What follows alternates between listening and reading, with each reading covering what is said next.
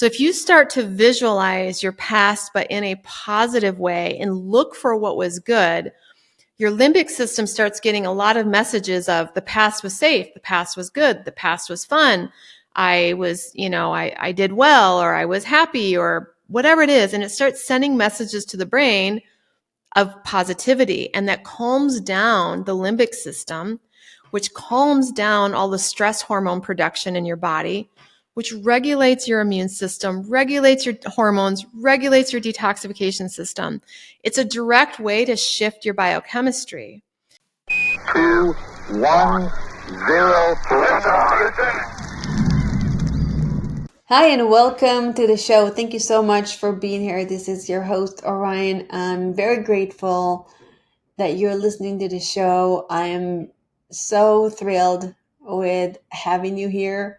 And if you're new, thank you so much for joining us today. I have a really great episode for you. Cathleen King is a physical therapist and neuroscience-based mind-body practitioner. Her professional focus is on chronic illnesses and trauma healing. She is the CEO and founder of the Primal Trust Academy Community, a rapidly growing worldwide platform helping others unlock their self-healing. Her online programs combines brain training, vagus nerve toning, somatic and trauma-informed practices. In this episode, we talked about how to reprogram your mind into healing, how to self-regulate your nervous system, the connection between healing yourself as a parent to your child's well-being and your child's healing, and how to alter old memories that might be haunting you.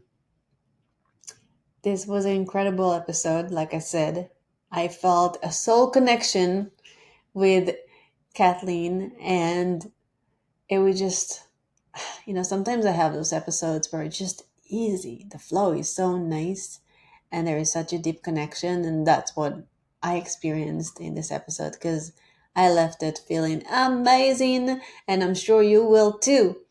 And now, without further ado, on to the show. Hey, Kathleen, welcome to the show. Thank you so much for being here. Thank you. I'm so excited to have this conversation with you. Yeah, me too. We had a pre-conversation that was so cool. Like, I really love everything that you're about, and I like how you combine, both sides of you, left brain and right brain, where you're unapologetically you, and yet you give this sciencey, really important information for the people you work with. It's awesome. Thank you. Thank you. Yeah, it's been quite a juggle to, meet both sides of me, to be true to me, but also speak the medical scientific jargon that people need to buy into a self-healing program. Yes, yes. I feel like a lot of people are afraid of the word healing. They're afraid they're going to go to some cuckoo person, and I don't know, we'll have to start burning sage. What's your take on healing? Yeah, that's exactly, unfortunately we've been programmed that the word healer means you're seeing some type of always like shamanic, witchy, sagey burning thing. But the truth is, from a very scientific viewpoint, we have self-healing capacity. So healing is simply restoring our natural state. That's what it is. Like, our natural state is a body that self-heals. It's not witchcraft. It's not shamanism. It's not woo-woo. It's just a state of connection and safety, which is what we are, meant to find here. And that's what heals. So there's, it doesn't need to be some extreme, although it can be fun to like go down those rabbit holes of healing as well. But I try to speak to people that healing has a very scientific basis to it, all the way down to the cellular level. When you restore safety, the cells absorb nutrients, they detoxify, the immune system comes online, and we heal from lots of things. Right.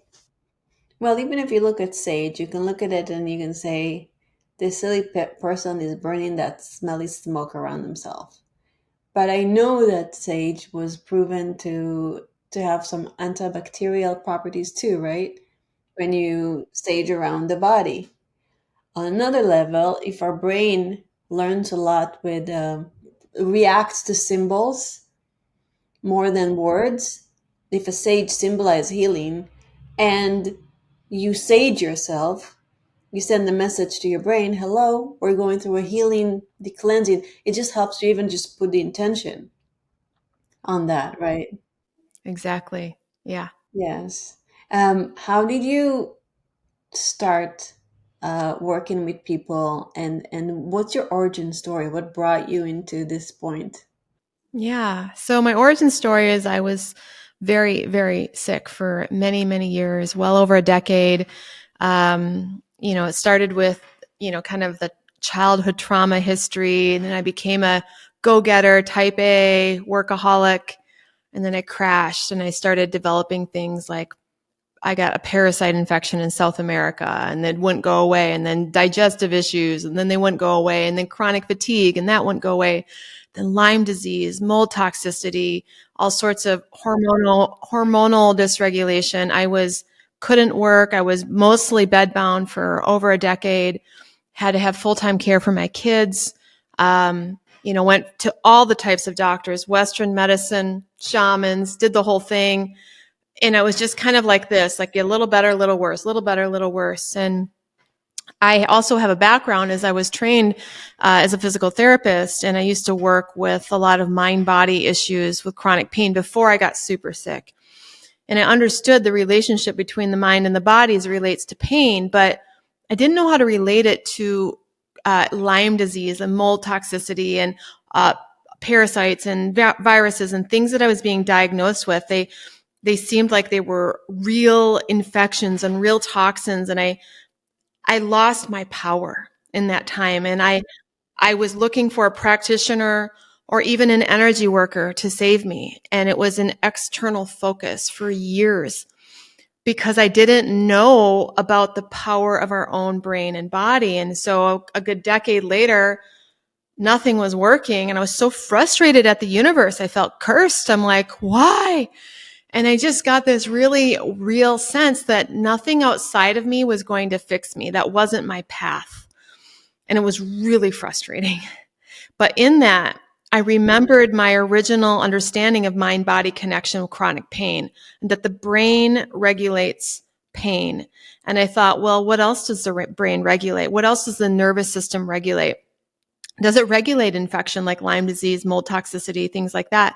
So I did research and I found that other people were self-healing doing brain body regulation practices. So I started doing that and I started healing and my symptoms started falling away, and I wasn't treating. I didn't have any money anymore. We were broke, so I couldn't really treat.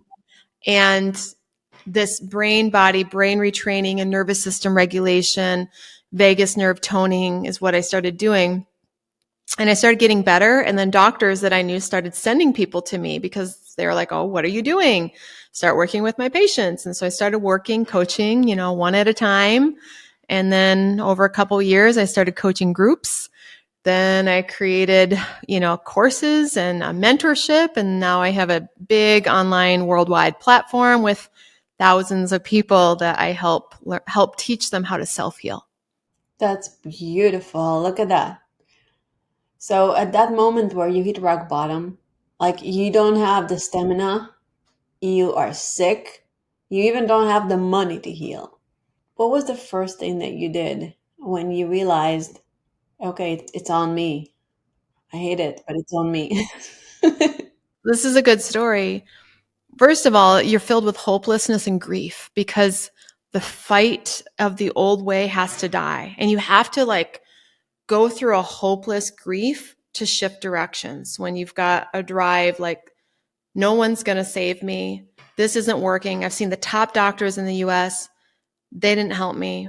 Well, what did they tell you, the top doctors? Well, they're like, Lyme disease is incurable. This, you've got all these genetic issues. It's going to make it hard. We can manage symptoms. But I couldn't even tolerate their treatments. I was so sensitive. I couldn't tolerate homeopathics very well. I reacted to everything. So I couldn't even do their protocols. and they didn't know how to help me because I was that hypersensitive, basically chronic trauma body. Everything was too much. And so in that dark space of surrender, I had these 2 little kids, and I'm like, they were at the time 3 and 5, 4 and Wow, 6, that's somewhere in such a there. intense Yeah. age. Wow, and Yeah. beautiful, sweet. Yeah. Mine It is was 4, hard. so I know. Oh, yeah, yeah. It's hard. And I had somebody else taking care of them full time. And I felt so much guilt on top of it all. And I was a mess. I mean, I was not psychologically stable during this time. I was so sick with Lyme. And so there was a lot of guilt, but I realized it's coming down to me, and I'm going to have to learn how to live with this and somehow live my best life I can, because I don't know how to get out of this. So I need to stop fighting and just start living. And I started to think about, what are my values? What do I love? And I love nature. And so I said, well, what could I do with my kids? I can go outside and lay in the grass and look for 4-leaf clovers. Oh, sweet. And and it was like a life dream to find a 4-leaf clover. I found my first 4-leaf clover. And then it just opened up this world. And so that's what I started doing every day. And I found hundreds of 4-leaf clovers over the summer because I could lay on the ground and focus on something outside of me and be with my kids while they played around me and be in nature. So it was the only way I could start to live, but I needed to sort of be flatlined because that's where I was at. And I started to have a joy that would come back. And how did the relationship with your kids change that time? Well, they saw their mother redirect their focus onto being with them and doing what I could. And we'd go camping and I'd just lay there. My husband at the time would, take them around while I just laid on the ground by the campfire, but we were camping, or we'd go places, and I just started to live the way I was and started, doing more of this brain body regulation piece at the same time. And then things started to shift, but I had to surrender the external path in order to find this internal path, if that makes sense. You surrendered the external path, and you said some vagus nerve regulation. What is that?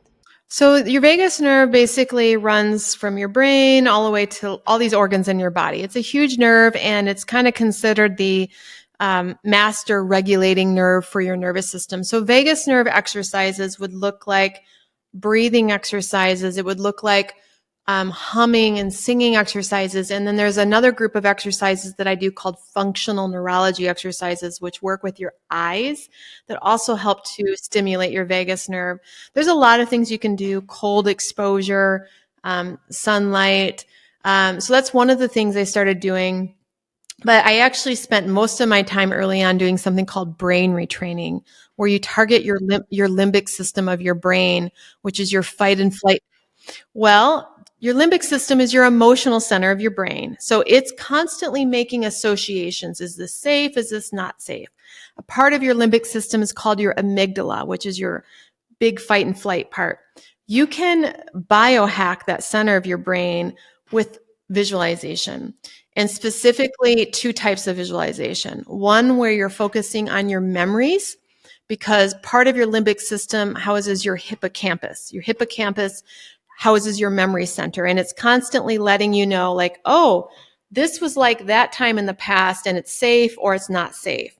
So if you start to visualize your past, but in a positive way, and look for what was good, your limbic system starts getting a lot of messages of the past was safe, the past was good, the past was fun, I was, I did well, or I was happy, or whatever it is. And it starts sending messages to the brain of positivity. And that calms down the limbic system, which calms down all the stress hormone production in your body, which regulates your immune system, regulates your hormones, regulates your detoxification system. It's a direct way to shift your biochemistry.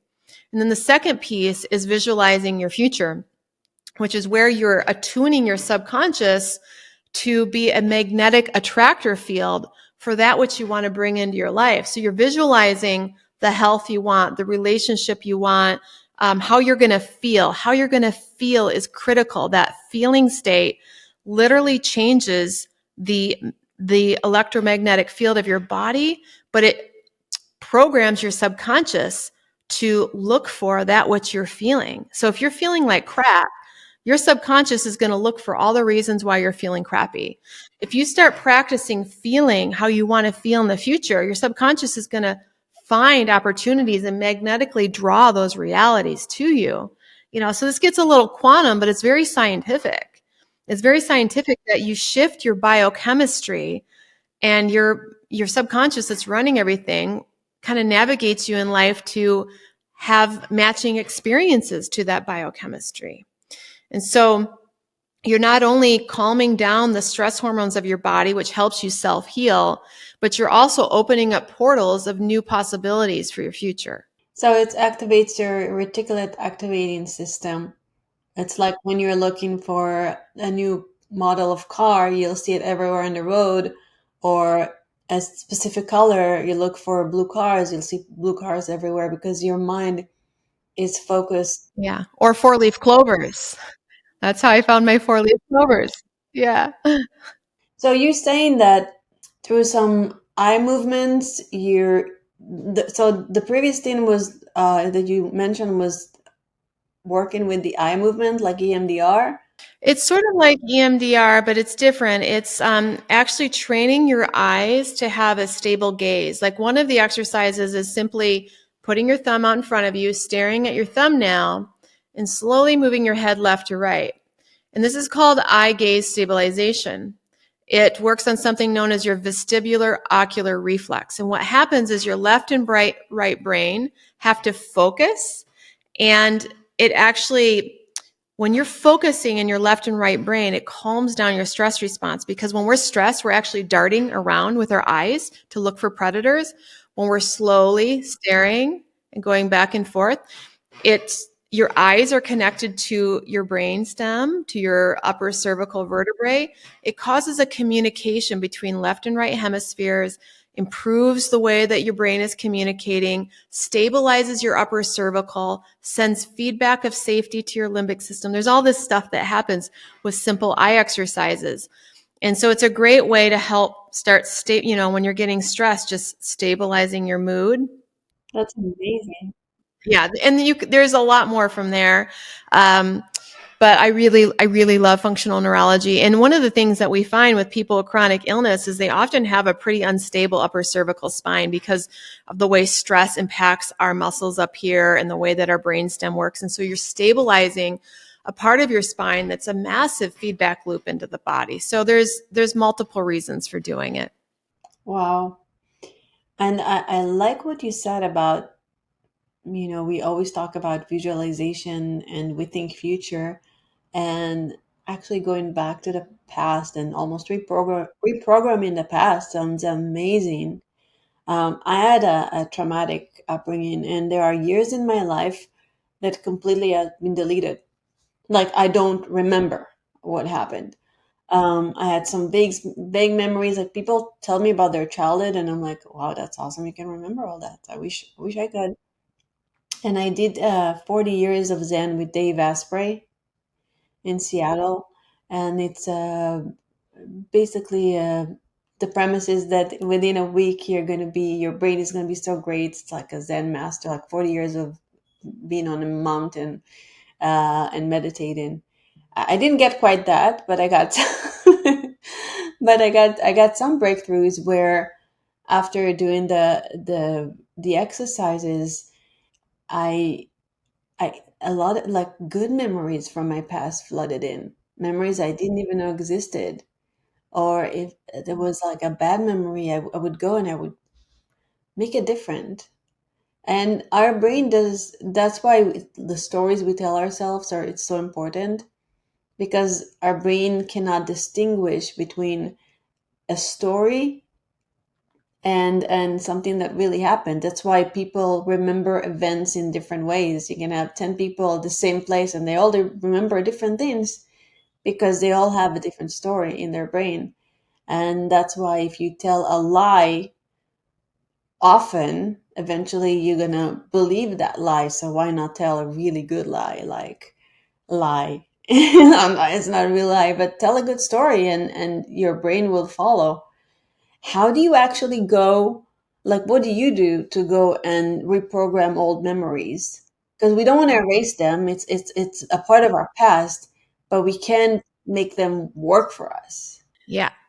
And I love how you shared that you actually, as you did brain retraining, basically with Dave Asprey's program, you started to remember good memories. And that's what happens. Your hippocampus is like a file cabinet. Well, there's a few structures with memory, but as we start to get to a state of safety in our brain, our memory center will kind of open up and say, "Oh, let's look at other things that have actually happened."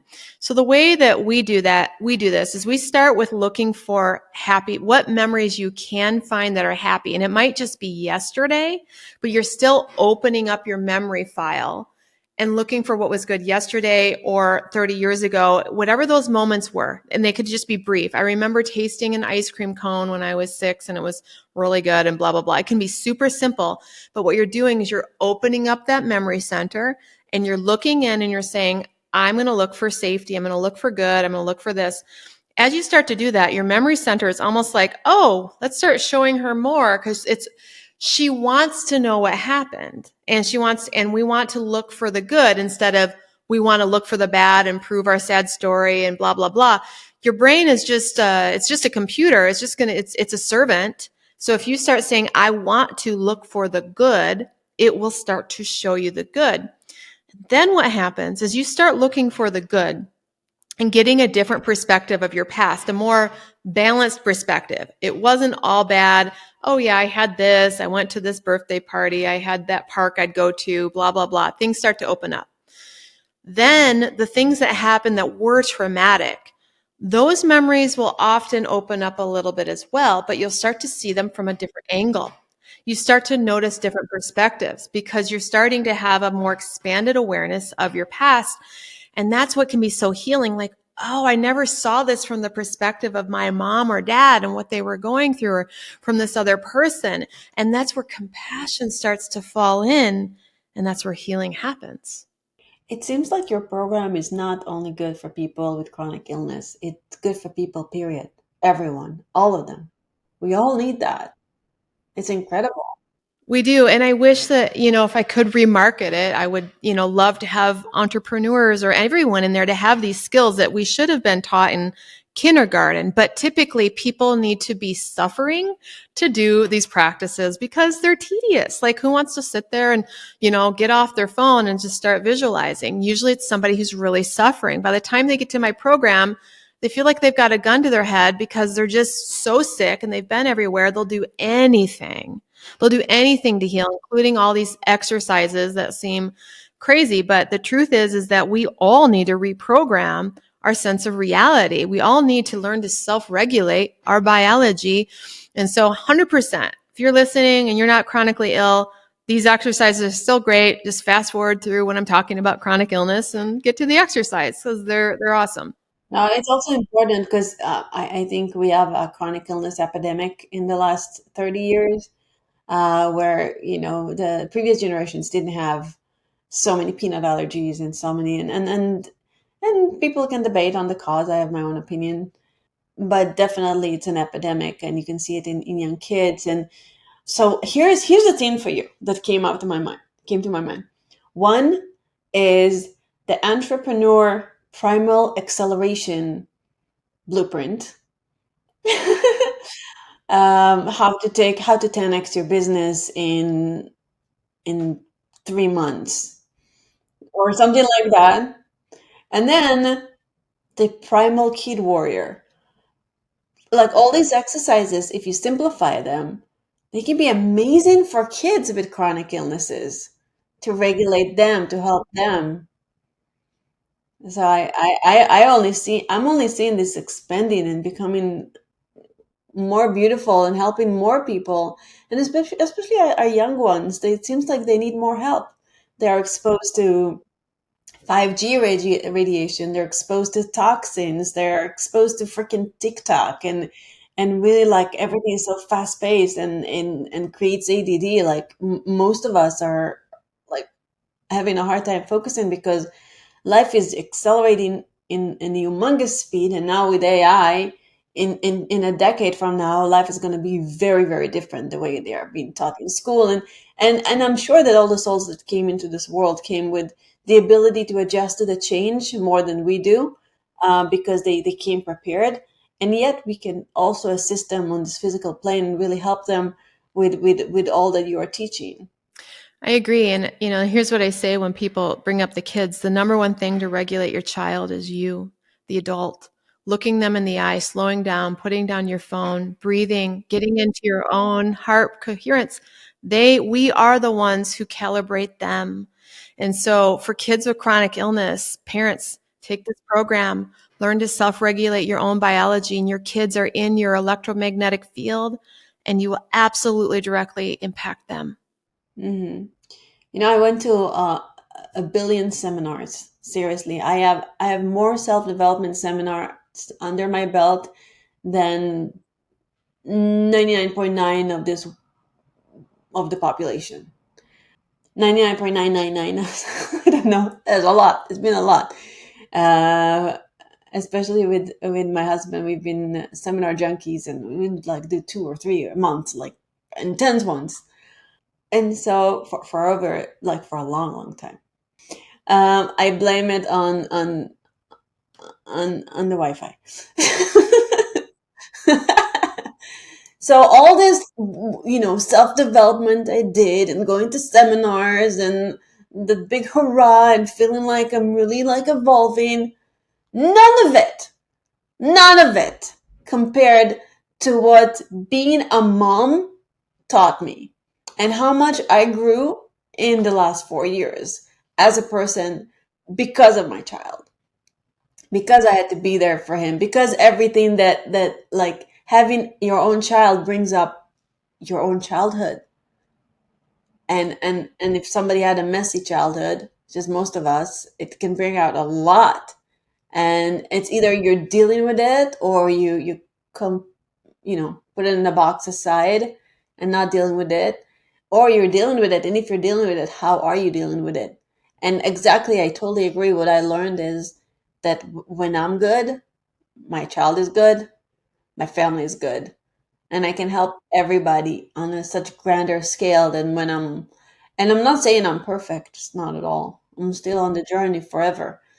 It's just that I'm better now than I used to be. One exercise that I give from time to time for brain retraining is to imagine yourself as a child and imagine your mother in the room as happy and as vibrant as you can ever imagine her being. And what does that do to your body? And without fail, people are like, that is one of the best feelings I've ever had in my body. Seeing my mother happy, regulated, centered in her essence. And there is something that it just calms the child down, like mom's okay. And so part of, our work is to heal these wounds with our children. And it is hard, and find that radiance within us so that they can see, despite all of our imperfections, we're alive, we're happy, we're healthy. And I think it's so healing to our kids. And I'm still so working on that myself. I mean, my hardest journey has been mothering. If anyone asks, like, what gets to my heart, what's the hardest thing for me? It's the times I feel like I'm failing as a mother, or the triggers come up from the past, or I've let them down, or I'm messing them up, or, it is the heart of what hits me still. Right. Like the biggest emotion I developed as a mom, actually two. One is extreme fear, and the other one is extreme guilt. Fear and guilt. Yes. Bingo. Ditto. It's like, I'm not doing enough. I should have been doing that. I shouldn't have yelled at him. I should said, but sometimes, we got to give ourselves some grace, because you know what? We're humans, and like we don't live in a bubble, and we don't live without emotions. And when my child sees me angry, frustrated, then that's okay, because he will be angry and frustrated in his life, and he needs to know that it's okay. And if I do something bad, but after that I come and I say, hey, I made a mistake and I'm sorry, please forgive me. And it doesn't matter if it's 2 or 3 or 4, then he learns good behavior. And he learns, like, one of my favorite sentences to tell him, because he's a Virgo. He likes everything very orderly and everything to go his way. And one of my favorite sentences is it okay to make mistakes? Or we keep saying it all the time. Is that okay to make mistakes? Yeah, it's okay to make mistakes. Yeah, when I make it, I'm like, is that okay? I made a mistake. Is that okay to make a mistake? He made a mistake. It's like, you made a mistake. Is that okay to make a mistake? Yes, it's okay. As long as we try again and again and again and again and again. That's so beautiful. And that's something I'm still working on, is like letting them see that I think it's okay that I made that mistake, because I can go down that guilt pathway, like, oh my gosh, I lost my temper, and and they don't see me let myself off the hook enough. And it's what I'm still working on as well. Like, let them see me forgive myself, let myself off the hook, so that they are more willing to let themselves off the hook too, as they, grow, acknowledge what you've did, take ownership. I lost my temper, or I was out of line here, or whatever. And I still love myself, and it's okay to make mistakes. Yes. One of the things that comforts me as a mom is the knowing that their soul chose to come to our family. So they already knew all my flaws and they still chose to come. So that's good. Yes, agreed. Like, and they come for their own soul correction, and they come for, to like, we come here together as souls to elevate each other and to learn from our mistakes and to grow together. And as long as we have love and good intention, and we don't harm our kids physically, sometimes we do emotionally, but it's also a part of it's a part of it. It's a part of it. I'm sure my child is gonna go to a psychiatrist or a psychologist or an AI in the future and be like, "My mom was like this, and because of this, I'm like this and like this." And then he'll have to imagine me all radiant and happy and beautiful, and have that comfort. It's interesting. I used to make a list of all the things I did when they were really little, so that they could take it to their therapist. You don't have to go into hypnosis. Here's what happened. I did this, I did this, but I don't know how healthy that was. But I really was like, I'm going to save them all the therapy, like figuring out what happened. Here's what I did. Oh wow, no, you know what? Sometimes the things that we do that we see as grandiose, they don't even take it in. And sometimes the little things that we're like, what? I didn't say anything. For them, it's going to be life shattering. So I don't think your Yeah, list it's is true. relevant. Sorry. I know. I know. It's my own story. It's my list. No, but that's beautiful. Maybe you can take that list and have like a forgiveness exercise and see yourself Yeah, as it's exactly it. It radiant. needs to be for me. It's my list. It's for me, Yeah. forgiving me. Yeah. And maybe when you focus epigenetically, we do influence our kids. So when you look at that list and you heal that in yourself, they won't need any therapy. I love that. Yeah. Thank you for that nudge. Come in full circle. That's so pretty. Can you share a little bit about client stories and how they heal themselves? Yeah. Yeah. We are just seeing so many crazy things, which are awesome. First of all, one of the things that we are doing, like the most remarkable turnarounds, is with Lyme disease. In fact, our statistics are, after an average of 3 months, people have a 51% gain of function from Lyme disease, just doing brain retraining and nervous system work. We're not treating them. We're regulating their immune system. So infection, you can, Lyme, parasites, virus, etc. It's all the same. You regulate your nervous system. Your body has an innate immune system. So there's some hope there. But just recently, one of my favorites, I just put this video on YouTube. A gal named Marla, she was supposed to have 80% of her colon taken out because she had like 6 or 7 autoimmune disorders. Her colon was shut down. She had all of these issues. Her doctor said, well, there's one more thing you can try before we surgically remove this. It's Primal Trust, our program. And she did it. And within a handful of months, off all of her medication, all of her autoimmune stuff gone. Her colon is totally healed and she's fine. And it just shows you the radical turnaround. But she was somebody who really shifted her mindset. Like her victim mentality is gone. She was like, I need to get rid of this. I'm desperate. I'm a mom. I've got to, do the work. She did the work. She changed her perspective on herself. She said she developed a loving, compassionate relationship with herself because she had that gun to her head of you do this or you've got to have this surgery and you're, going downhill. She went for it and she believed in her own body's capacity to self-heal. And she let people off the hook, including herself, and she healed. And that is the general archetype of what I see. You have to shift the way your brain is perceiving reality, shifts your biochemistry. And the way that we do that oftentimes is deep forgiveness work for ourselves, for others, and focusing on how we want to feel instead of how we don't want to feel. And the body will follow.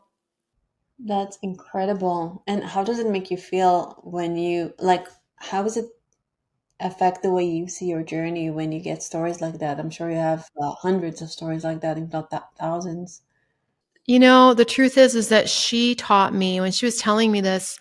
I was like, wow, I still have to let myself off the hook for some things with my kids that I haven't. Like, I may have come a long way, but this woman exceeded me, in my opinion, and she became my teacher. And all these people that are healing, they're still teaching me and they're reinforcing, like, even to me, we're all on a healing journey. Maybe it's physical anymore, but it's still emotional or spiritual. So it absolutely inspires me of what's possible when the human mind seeks for something greater than what we've been entrained with. And it just shows me that the possibilities are endless and that my suffering had a purpose. All those years where I felt cursed by the universe, I mean, I did.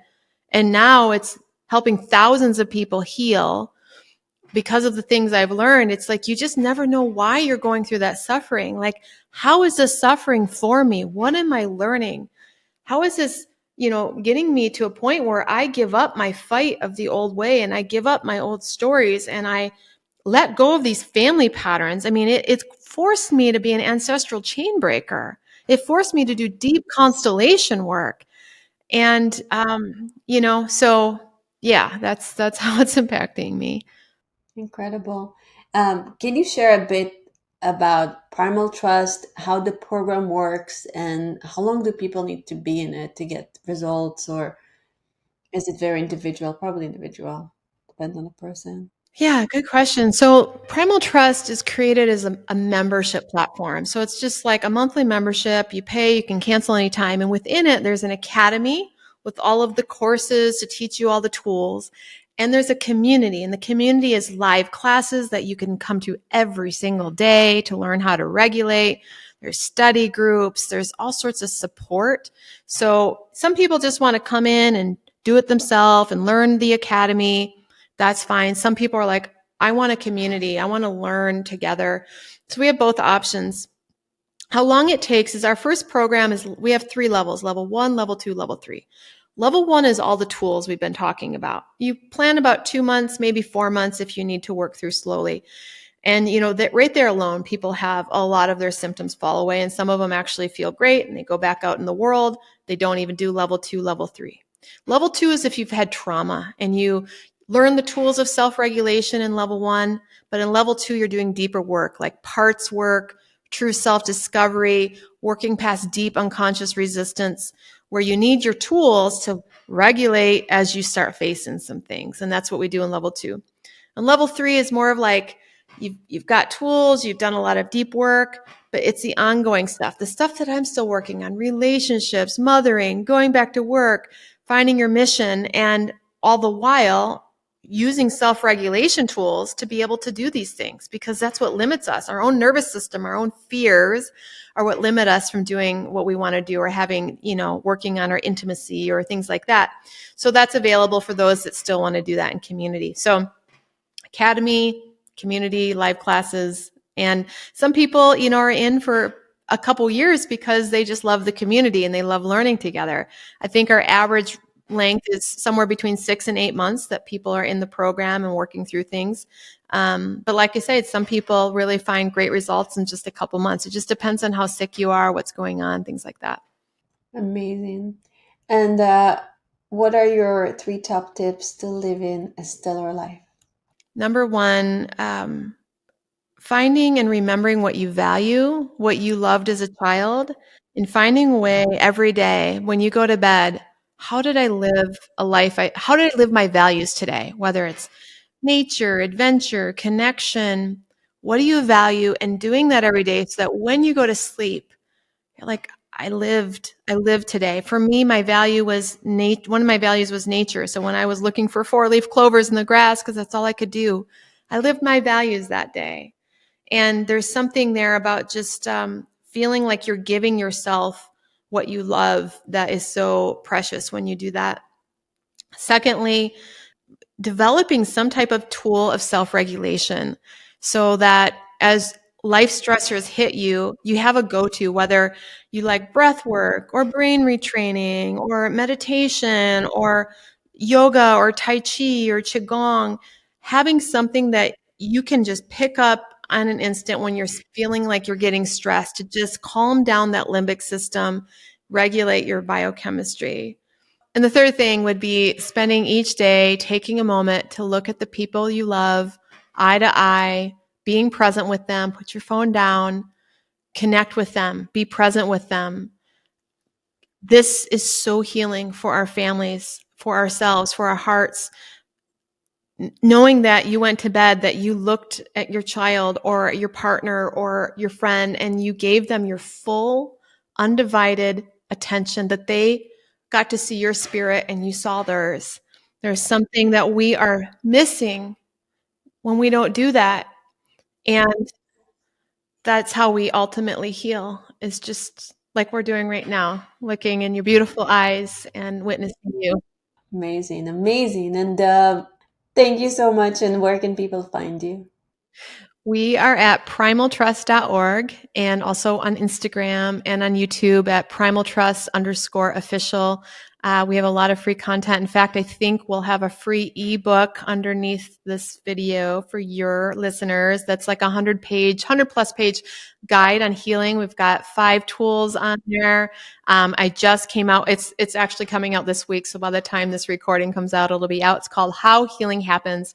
It's the science of everything we've talked about, plus 5 tools to get you started. And in fact, it's kind of a mini program for those who might not even be able to afford my program or who really need to understand the science. I wanted to get as much information out there. So you can download that, and I will make sure that's available for your listeners. Perfect. Kathleen, thank you so, so much. It was such a pleasure having you on the show. It was just wonderful. Thank you. Thank you for having me. Thank you. And thank you, listeners. Remember, find and remember what you loved as a child, and ask yourself, how did I live my values today? Develop tools of self-regulation, whatever works for you. Spend each day, being present and connecting with the people you love, eye to eye, at least once a day. And have a stellar life. This is Orion. Till next time.